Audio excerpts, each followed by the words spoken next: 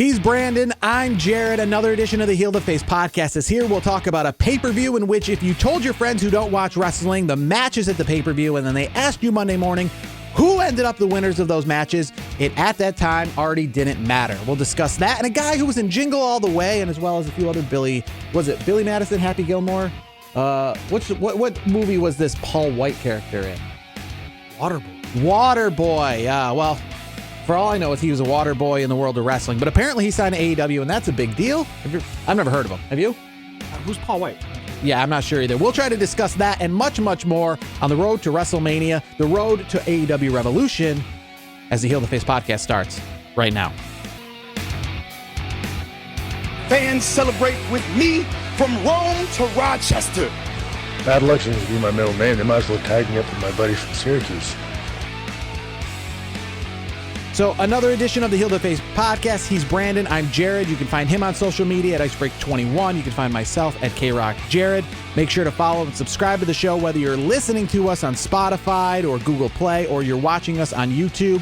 Make sure you subscribe and get notified so you get essentially notified. How many times can I say the word notified? Of our latest episodes. We'll talk all things that happen that matter to us in the world of professional wrestling. We'll start things off with the things that started off the beginning of the week, and that's the Elimination Chamber. Essentially, The Miz is the world champion. But before we get to The Miz, let's show how we got there. Elimination Chamber, just like we talked about. The Elimination Chamber, the first Elimination Chamber, 34 minutes and 20 seconds, only to not matter 1 minute and 32 seconds later when Roman Reigns defeated that Elimination Chamber winner, Daniel Bryan. And I predicted that. You predicted under 5 minutes, but yes, I did. Who would have predicted that segment. in under 31 seconds, the other Elimination Chamber would be null and void when The Miz cashes in on Drew McIntyre, which took him 31 minutes and 10 seconds to win that match. You had the times of the matches, you had the entrances of the matches, and we obviously showed how short the pay-per-view was, one of the shortest I've ever watched. And it was good. I enjoyed it. Yeah. Nice and tight. But the issue is that the Elimination Chamber took up at least 65% of that pay-per-view, and maybe even 75% of that pay-per-view, and for the winners of those matches to literally mean nothing almost less than a total of 2 minutes later. I'm okay with it, though, because I like the way the matches turned out. I was correct, as spoiler alert, I was correct on that, where Roman Reigns took longer to walk down the ramp than to finish off the scraps, as we know as Daniel Bryan. I was very surprised that Daniel Bryan was the last man standing, so to speak, in that match. We were texting, in our group chat. I was like, okay, it's gonna be so and so. Oh no, it's gonna be so and so. And then it's like, oh well, I guess it's Daniel Bryan. And it was it. I mean, I get he's at the stage of his career where he's just trying to, just kind of be a footnote or be like a stepping stone. Like, he doesn't care at this point. Like, does he want the title? I'm sure, of course he does. But at this point, if anyone's going to sacrifice themselves for, I guess, sorry Seth Rollins, but for the greater good, Daniel Bryan's not a bad choice. I did like the fact that Miz did cash in. That was cool. How long is that going to last? Stay tuned. It's going to be interesting. Yeah, and that's the unfortunate thing. We were talking about that as the night progressed. It moved to the fact that Miz was going to cash in. Now, if you asked us last week, we didn't think that was going to happen. And I didn't think that was probably going to happen when the show started. But as the show started to roll, I started to see that becoming more of a possibility. Obviously, with Kofi Kingston being added late into the Elimination Chamber.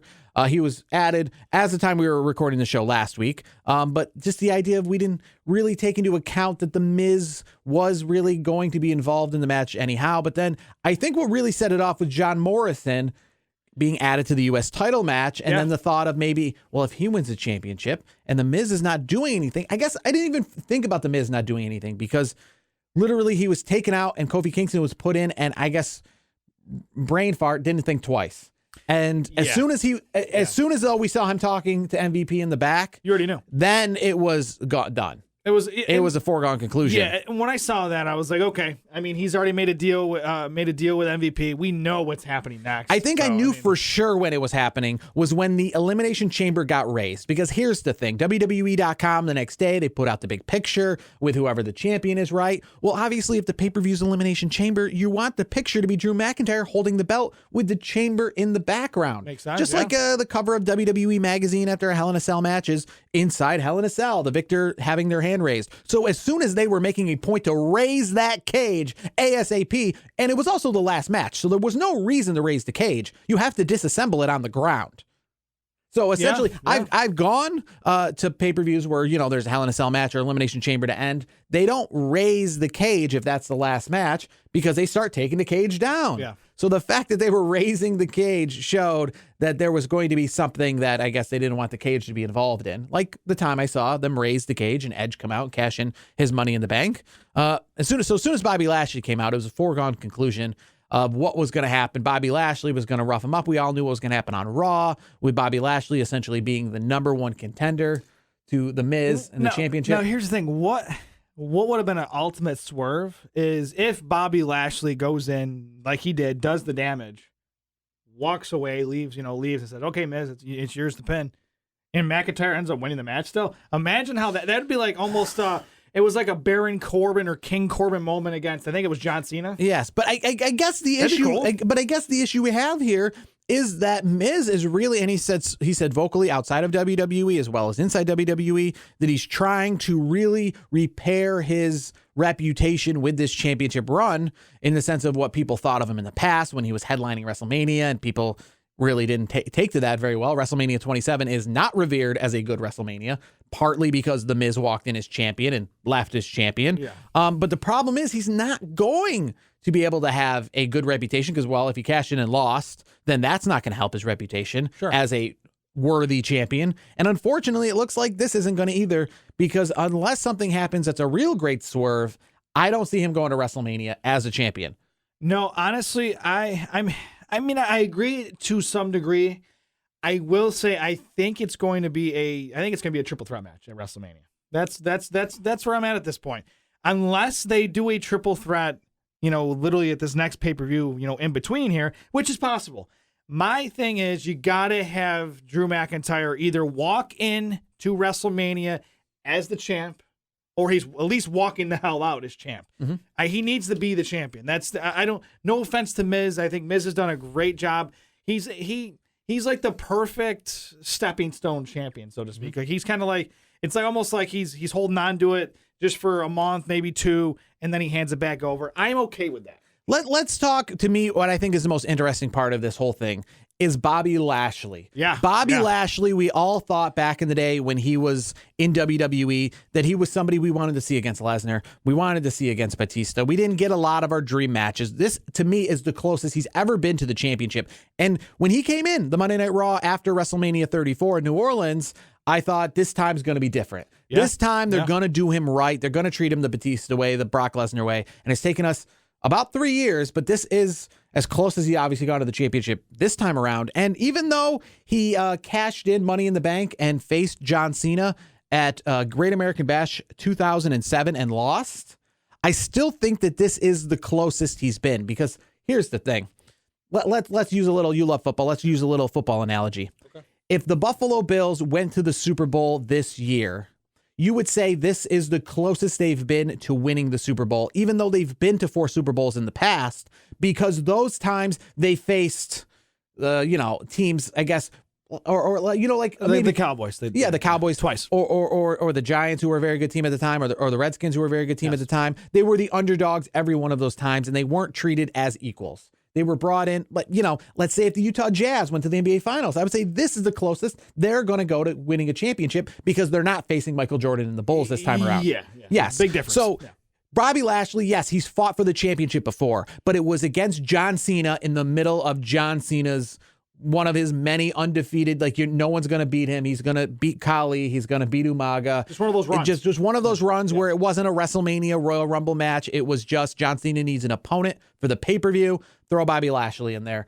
And as John Cena does, he beat him and moved on and continued his run before he lost to the Undertakers and the Edges of the world. So, here's the thing. I don't see Bobby Lashley as champion. Why would you put a belt on him for less than 2 months?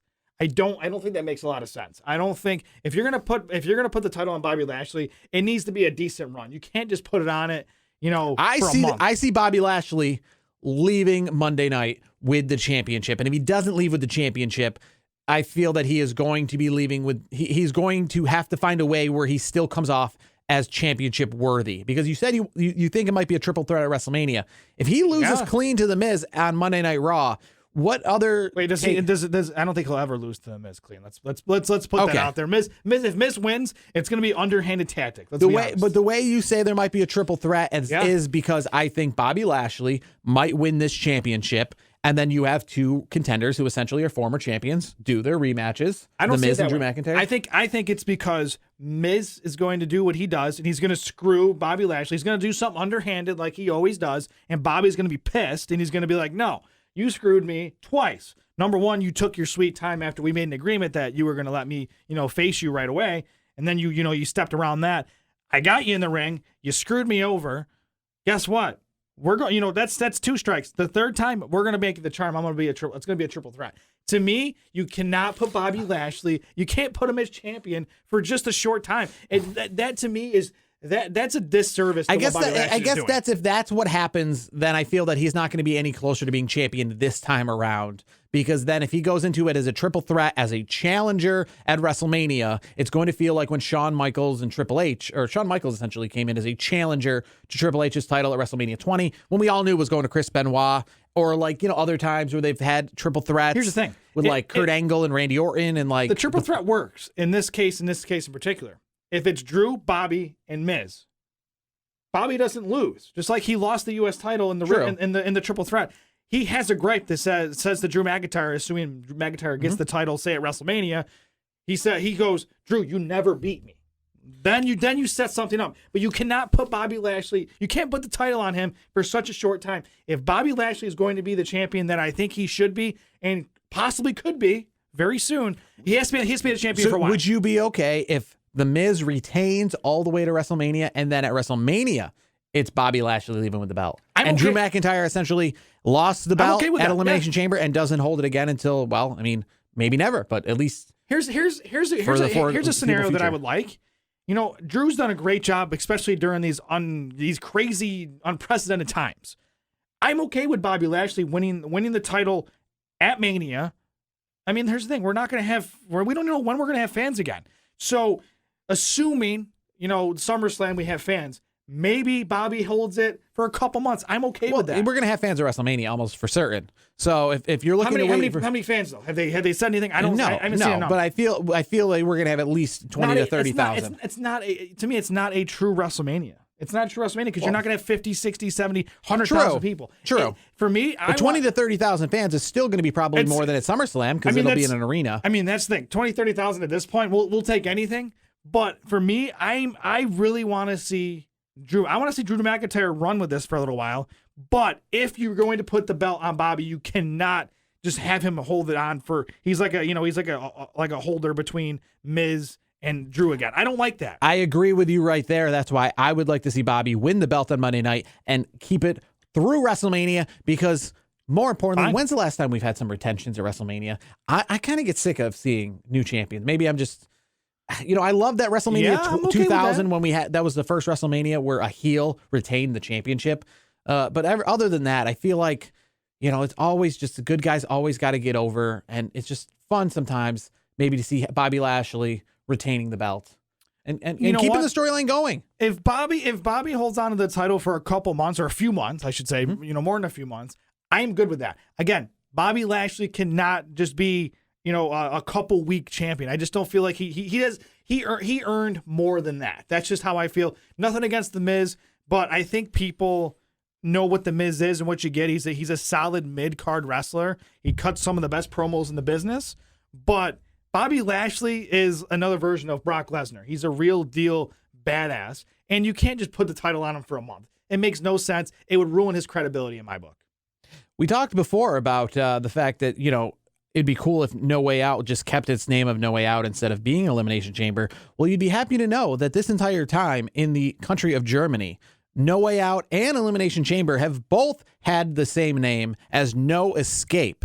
I don't know what they called it before 2012. I imagine that either on DVD or VHS tape or what have you, it was released in Germany, but they must have just called it No Way Out back then until they wanted to really put their own thing on it. And they translated it to No Escape. And then when they change over to Elimination Chamber as the name of the pay-per-view, they still just call it No Escape. So essentially, those in Germany, in 2012, the pay-per-view was called No Escape, and it's been that way ever since. That's fine. So that would be awesome if, like, you know, TLC in like some other country, probably not. Like, they just decided to never take that name and they call it Armageddon, and it's been Armageddon. Like, in Germany, you're like, oh, you're going to watch Armageddon like 26? Yeah. You're like, what? Armageddon 26? It's tables, ladders, and chairs. You're like, nah, it's Armageddon 26. Props to the Germans. I mean, they Germans, keep in the name. Cool. I think No Escape would be a better name for Elimination Chamber, because then when Elimination Chamber matches, like we've talked about, aren't warranted at the pay-per-view, we'll just have other matches. For example, Fastlane. Fastlane, you know what matches are going to happen in Fastlane? I don't know yet. We don't know yet, because it doesn't have a name that has the match in the title. Could it be Hell in a Cell? Could it be Elimination Chamber? Could it be a triple threat ladder match? It could. Anything is on the table. Hell in a Cell? I know we're getting Hell in a Cell. We're getting Hell in a Cell.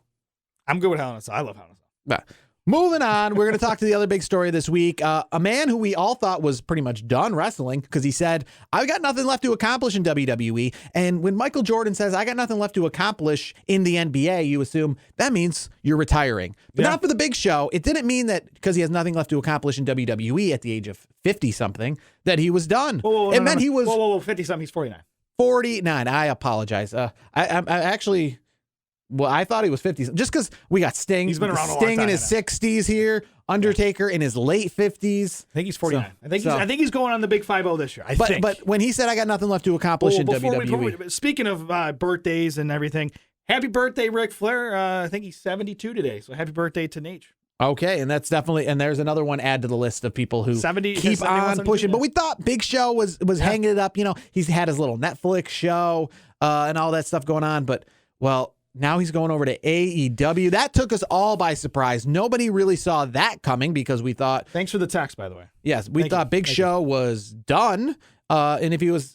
And I guess what we know for sure, and this helps us out, is that when he finally gets inducted in the WWE Hall of Fame, it won't be literally right after he was just done wrestling his last match in WWE. It'll feel like some time has passed. I mean, he signed a multi-year deal. Yeah, so I feel like by the time he gets inducted into the WWE Hall of Fame, it won't be like next year.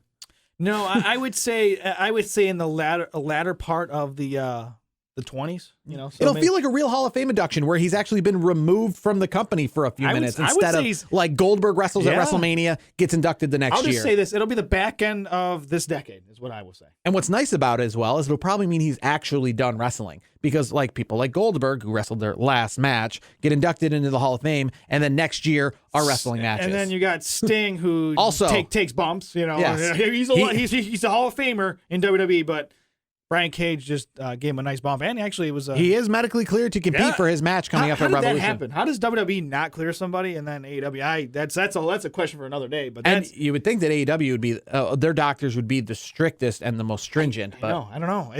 I mean, hey, you know what? If he's comfortable with it, I mean, go with it. I mean, it was a nice spot that he took last week, but I just can't believe he's in his 60s and he's still in wrestling. Like, if you would have went back as a kid. Back in the late 90s, watching WCW and WWF at the time, who would have thought you'd ask me, oh, is Sting wrestling in 2021? I'd say, yeah, okay. Yeah, well, I mean, you'd ask me, I would say the same thing about the Big Show, Paul White. And his main, I guess, thing he's going to be doing is he's going to be co-hosting a new AEW show starting March 15th. It's a Monday night show called AEW Dark Evolution. Apparently it's going to be another take. Dark is matches that don't make it to Dynamite. And then Dark Evolution, I guess, is going to be like their version of NXT, some people were calling it. I'm not sure. It's just going to be more dark, I guess. Yeah, I think it'll be like... darker. Yeah. Well, I think it's an in-between Dark and Dynamite. I think it's just kind of like that middle ground where, you know, a lot of the dark... It's going to be on YouTube as well. So do you think that if they get another show on television, it will be the Dark Evolution show, not Dark? Probably. I mean, I would say this. I would say AEW, the superstars in AEW Dark, you know, I think those are like the developmental AEW prospects. I think the AEW, what is it, Dark Revolution? Is that Evolution? Dark Evolution? Yes. That's an in-between. I think it's like people that are on the cusp of making it to Dynamite where you're going to see them more often. So Big Show is going to be being a co-host on that show as commentating, and he has signed that he is going to compete. So it seems all but official now. We're finally going to get the Big Show versus Shaq. Yes. I mean, that's literally, and I imagine he's going to have to make a guest appearance on that show Go Big Show, whatever it's called, on TNT that they've been promoting the hell out of on AEW. Because when they made that show, I literally thought, this have something to do with Big Show? I mean, and now he's on AEW. I can't imagine. Maybe that's what brought him over. Maybe he literally thought this show had my name in it, and it was just like a calling. Well, the real backstory behind it is WWE he didn't like the way he was used his last appearance in WWE. That was one. Number two, it comes down to money. They weren't going to offer him enough. They were going to lowball him, apparently, is what I read. So AEW gave him a really good offer. And I mean, at this point, if you're, almost 50 and still in the business one way, shape, or another, and you're making good money, why the hell not go to AEW? All right, so moving on, we'll talk quickly to NXT. Adam Cole obviously officially kills Undisputed Era. He did the whole I'm sorry thing about, hitting Kyle O'Reilly, and then he pulls a Ric Flair, and then he baby. pulls a Ric Flair on Roderick Strong. So Oof. It seems like, that's going to completely implode, or it has imploded already. I don't think there's any coming back from that. No. Adam Cole next week, though, will explain why he did all this. I'm pretty interested, and it's probably one of the typical wrestling promotions of trying to break out on your own. The other guys are holding me down. That kind of nonsense. Standard, yeah. So as we continue to move on, we'll talk something else hanging over from Elimination Chamber, and that is what we thought last week was kayfabe, but Lacey Evans might legitimately now be pregnant. Out of nowhere, that match was pulled off the pay-per-view, and the rivalry between Charlotte Flair and her dad seems to have fizzled out on Monday Night Raw. Yeah, we saw that. Yeah. So it looks like this could be back on. And, I kind of like it when you think something's fake and then you find out it's real, and then you think it's fake again, and then you find out it's real again. Going back and forth on this tightrope. Yeah. So I like the fact that I don't know 100% whether she's pregnant or she's not pregnant at this time. Could be and a then really I've good gone work. back and forth. Could be a really good work. Yeah. And we haven't had a really good work like that in a while. So as we continue on and we talk now, Big Show going to AEW, Moxley this week said somebody he'd like to see in AEW, Christian. Would you like to see Christian in AEW? Now, as we learned with Big Show, we would think, well, that guy's a lifer. That guy's Team WWE. But as we saw with Big Show, I thought that about him. And now here he is. So even though Edge is in WWE and doing the things he's doing, that doesn't mean anything. That's where I got to cut you off. As soon as you say Edge, as long as Edge is in WWE, I think Christian stays in WWE. I don't see it at this point, especially at this stage in their career. Edge has already come out and said he really wants to do maybe not even a tag team run, but maybe a couple matches with Christian. Mm-hmm. I mean, they're best friends. They've been brothers, literally brothers, for so many years. We've watched them as kids. We've watched them grow up over the years. They're literally as close as brothers can be. I don't think Christian would go to AEW at this stage. Maybe Edge, when Edge hangs it up and Christian's still got a little, still a little itch, maybe he goes to AEW. But for me, I do, and selfishly, I do want to see Edge and Christian in a tag match, or at least a little run. That's where I'm at. So I don't see it happening. Isn't this also strange? When AEW first started, we were like, this is going to be the rise of all the young guys who never get their shot. And then 1 year later, it's got Sting, it's got Big Show. Talking about Christian. Hell, it's got Jake the Snake. Yeah, it's got Arn Anderson. So, you're sitting Tully here. Blanchard. I mean, the list goes on. Honestly, the list is and more endless. importantly, you think about the people that are in the ring. I mean, Chris Jericho was the one veteran guy, but he's a good wrestler and still, I don't want to say in his prime, but okay, I get it. But for the most part, it's young guys. But now you're going to have Big Show and Sting in the ring. Okay, AEW, I get it. You're not WCW, but you're looking a little murky over here. Yeah, here's the thing. I don't like the direction they're going, because you don't need to have so many, legends in the business, there. I mean, if you're going to put them in some capacity as backstage, or like I've always said, if you want to bring these legends in, do what you've already been doing. You got Tully Blanchard with FTR. Mm-hmm.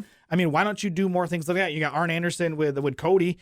Why not do more things like that? You don't need to put Sting or Big Show in a match. They can contribute to the business in other ways and make the business better, through other channels. That's why I look at it. Speaking of legends, it was announced today as a recording that legend EC3 has officially signed with Ring of Honor. He was let go from WWE in April of 2020. He showed up in Impact Wrestling as a surprise that we kind of all saw coming. But as of right now, he's going to be in Ring of Honor. Now, whether that means he's not allowed to also compete in Impact Wrestling, I don't know. But I think Ring of Honor definitely needs more people now than ever. They're starting to fade, or definitely starting to fade. I feel like when I went and saw Ring of Honor Supercard 12 in New Orleans the night before WrestleMania, they were at a peak. They were like, this is getting big. This could be something. And then AEW came in and then just killed that as soon as possible. Yeah, you need to have more of the EC3s. Now, I don't want to say like WWE rejects, but like, people that were underutilized in WWE, for example. I mean, they could have. Unfortunately, names. Because when I saw Kenny Omega versus Cody Rhodes in the main event of that super card, and then the other match, there was the Young Bucks against the Briscoes. I mean, those are big time matches, and obviously with the Young Bucks, Cody Rhodes, Kenny Omega, all gone, not to return. That was a big hit. Yeah. Well, here's the thing too. The tough part is Impact's not playing around either. They brought in some names too from WWE land. They brought in the Good Brothers. They've brought in Matt Cardona. He's floating around there, and then Brian Hawkins. Kurt Hawkins. Kurt Hawkins. Brian Myers. Yeah. Okay. There we go. I had a little mix of two. Yeah. It's but it's. It's names like that. I mean, who's the female wrestler that we like? Deonna Purrazzo. Yes. She's really good. Impact has done what Ring of Honor should have done. And kudos to Impact. I still don't watch it very much, but kudos to you for, trying to make some moves. All right. So this week, radio personality in New York City. He's returned to the radio recently. They had an HBO documentary about him. He used to be on a very popular show called Boomer and Carton until he self-destructed with his gambling addiction and went to prison for a while. Yeah. But the whole documentary essentially was about his rebirth, because as soon as HBO released it, he got his show back on. He's starting to redo his character. That is Craig Carton. He has been in radio for going on 20-something years, and apparently, according to him, he had a shot while being a radio announcer to be something else. So we're going to play a clip from the Craig Carton show on WFAN in New York and see, do you believe this? Because Paul Heyman responded that he does not. Wrestling. When I worked in Philly. ECW? I don't know the name of the league. You said Philly. I say ECW. I was offered a job in the mid-90s. ECW. To be a guy named Joey Styles. ECW. All right, whatever that is. Wait, so you were going to be Joey Styles? Wow. Yes. And I was on the radio, WIP radio in Philadelphia. Someone came to me, obviously, EWC, whatever. ECW. Extreme Championship Wrestling. Okay, and said, we love your show, this and that, all the ass kissing, and said, we'd love you to be our ringside announcer. Right. And you're going to go by the name Joey Styles. Oh, they were giving you the name Joey Styles? They were giving me that name. Wait, so what is Joey Styles' real name then? Yeah. The actual Joey that Styles was the name that they we knew. came to me with. Okay. You're going to be Joey Styles. So we'll end it right there. He says he was going to be Joey Styles. Now, Paul Heyman refutes that, saying that Joey Styles actually went by that name prior to him even hiring him. Now, as you can see, Craig Carton, and one thing I just want to say, you probably hate this. I hate this. Don't act dumb. Don't act dumb. The whole Miss EWC, I don't know. I was going to be the big star there, but at the same time, I don't know what the name is. You know what the name is. Yeah, you brought the topic. Stop clowning. Stop freaking clowning there. It's Carton, let's be honest. Yeah. I mean, Carton. He was trying to act above it. That's what he was trying to say. He was trying to be like, nobody takes you seriously, dude. No. I don't even know what it is. What's it called? I forget. He says he didn't take the job with ECW to be Joey Styles because he was just busy at the time. He said he would have been open to it. He said he needed more money. He wasn't making a lot of money in Philly, but he didn't take the job because of the fact that he said that he was just busy at the time. He can't really remember exactly what the circumstances was. But Paul Heyman refutes that. Now, Paul Heyman at the same time is not somebody who's also been known to be the most truthful telling person. And while Joey Styles' real name is Joseph to start, Paul Heyman did say that he went by the name Joey Styles prior to him hiring him in 93. Now, Craig Carton said, I think he was supposed to get hired around 95. He did hit the airwaves in Philadelphia, I read, around 93. So the timelines do match up per se. It's hard to tell who's telling the truth. I'm gonna side with Paul Heyman. You're gonna side with Paul Heyman? Definitely. I mean, does anybody really trust anything that Carton says, especially knowing his history? I certainly don't. There's no trust there. Anything he says, I think he's full of crap. I guess the issue I have is the fact that even though he doesn't know the name of the company, full of crap. I guess that makes him seem even more truthful. The fact that he knows who Joey Styles is. He's full of crap. The fact that he would know. So what he's trying to make you believe is that he doesn't even know what ECW is, but he knows what Joey Styles is. And essentially, if I've never been to Japan, but I know about the name of your baseball team, then that means that I must be telling the truth, right? I must to know that fact. It's like what they do with like psychics. They always ask you to tell something that no one else would know. So if he's telling the truth in that he's not really familiar with ECW, but he knows what Joey Styles is, then I'd have to side with him, because that's not John Cena, that's not Hulk Hogan, that's not a name that is a household name that you would know. Now, the thing is, you have to then take in a grain of salt, if to go on your side, that he well the hell knows what ECW is. He's full of crap. That's what and that he he actually looked it up. like that he 12 times. doesn't remember Full the of name, crap. and that he looked it up and said, like, what was the name of the guy? He researched. He knew what he was talking about. Because here's the thing, if you know Joey Styles, you know ECW. They go hand in hand, like Paul Heyman does. Come on, Joey Styles isn't a household name, though. So if he's a broadcaster, right? Is he a broadcaster? True. Yeah. If you're a broadcaster, you know other broadcasters, whether you're a wrestling fan or not.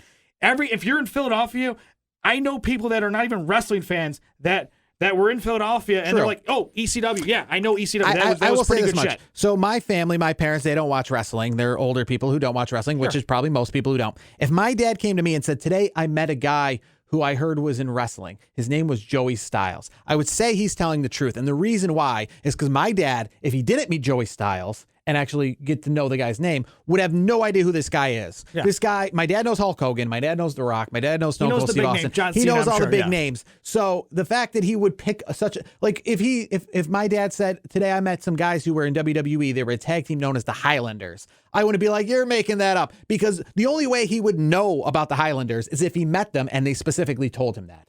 Because they're not a household name. They're not something you could make up. You have to know you'd have to have actually been truthful. I ran into Mark Capani. You know? Yeah. So the fact that so I guess that's what I'm trying to say. If he knows who Joey Styles is, that's not a name that is a household name outside of wrestling fans. That's not a household name outside of wrestling fans. So if he's not a wrestling fan but is familiar with the name Joey Styles, then maybe he could have some truth. But again, you got to take into a grain of salt him clowning around with the EWC. It's Carton. Again, I'm just going to say knowing one last more time. than he's letting on, I guess. Full of crap. That's it. All right, so we're going to end this week's show with a few takeaways. April 22nd, WWE has announced WWE's Most Wanted Treasures debuts on A&E. I am so looking forward to that show as they go find like old WWE stuff. They essentially go, I guess, around the country and find stuff like nostalgia, merchandise, memorabilia. I might be more excited about that than a Raw or SmackDown. I like to find somebody who's got an old hidden championship belt or a ring apron, or shoot, even like an old the old school like posters. Man, I think the old school posters. I wish some of that stuff would come back. I love seeing some good old posters. I absolutely love it. I have one of those hanging in my house with Tony Atlas and Jesse Ventura were advertised on it at the War Memorial. We've seen it. And just like the show, I found it in my friend's attic when I was in high school. I was in his attic. We were going around. He's like, "What the heck is this?" And he's like, "You want it? Put $5 of gas in my car and it's yours." Because he had no idea what it was. And that's what we can expect on A&E's show, I hope, is people going into people's attics, not knowing what they have, and having cool things like that. Probably one of the quickest $5 you spent. That was probably the easiest $5, I should say. Yes. Yeah. I mean, $5 in gas in the year 2003, I think, got a lot farther than it does now. Especially with gas prices. So that's going to do it for this week's edition of the show. Next week, we are going to talk AEW Revolution, a big pay-per-view coming up. He's Brandon. I'm Jared. Can you believe next week is the month of March? I believe it. That is normally Crazy. when we start the countdown to WrestleMania stuff. We'll try to do that in some capacity. It just seems so weird because, again, WrestleMania won't be until like more mid-April. But we still got to pay per-view. We'll try to make it feel like WrestleMania season. So next week when we're on the show, it's going to be the March to WrestleMania. We got AEW Revolution. We got Fastlane on the line and maybe a new WWE champion in Bobby Lashley. It's going to be interesting. All that more. Again, he's Brandon. I'm Jared. This has been the Heel to the Face podcast.